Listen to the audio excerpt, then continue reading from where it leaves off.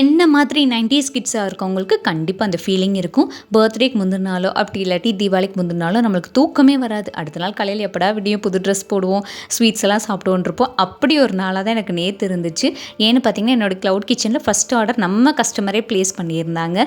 So எப்படா காலையில் விடியும்னு சொல்லிட்டு 4:30லேருந்து முழிச்சே இருந்தேன். அப்புறம் 5 o'clock 5:15 தான் எழுந்து வந்தேன். எழுந்து வந்துட்டு சின்ன சின்ன ப்ரிப்ரேஷன்லாம் பண்ணிவிட்டு இன்றைக்கி அர்ஜென்ட்டாக ஒரு கஸ்டமர் ப்ரௌனி கேட்டிருந்தாங்க. அவங்களுக்கும் அந்த பேட்சை போட்டுட்டு இது கூடவே அந்த கஸ்டமர் வந்து பார்த்திங்கன்னா நம்மளுக்கு டீ கேக்கும் கேட்டிருந்தாங்க. ஸோ அதையும் போட்டு விட்டுட்டு அதுக்கப்புறமா தான் லஞ்ச் ப்ரிப்பேர் பண்ணவே ஸ்டார்ட் பண்ணேன். டைம் பார்க்குறேன் 7:30 ஆச்சு. இன்னொரு ½ an hourல நான் லஞ்ச் ப்ரிப்பேர் பண்ண அப்போ தான் ஹஸ்பண்டால் 8:15 கரெக்டாக கிளம்ப முடியும்ட்டு கடகடன்னு குழம்பெல்லாம் தாளிச்சு விட்டுட்டேன். அதுக்கப்புறமா பொறுமையாக தான் கஸ்டமருக்கு பேக் பண்ணேன். அவங்க வந்து பருப்பு உருண்டை குழம்பும் இது கூடவே காலிஃப்ளவர் 65 கேட்டிருந்தாங்க. ஸோ நம்மளுடைய வாட்ஸ்அப் குரூப்பில் நம்ம அப்டேட் பண்ணுவேன். அதை பார்த்தா கஸ்டமர்ஸ் ஆர்டர் ப்ளேஸ் பண்ணுறாங்க. இது கூடவே அவங்க வந்து டீ கேக்கும் கேட்டிருந்தாங்க. எல்லாமே சூப்பராக ரெடி பண்ணி டிஸ்பேச் பண்ணியாச்சு. செம்ம சூப்பரான ரிவ்யூ ஷேர் பண்ணியிருக்காங்க. அதுவுமே இது கூட அட்டாச் பண்ணியிருக்கேன்.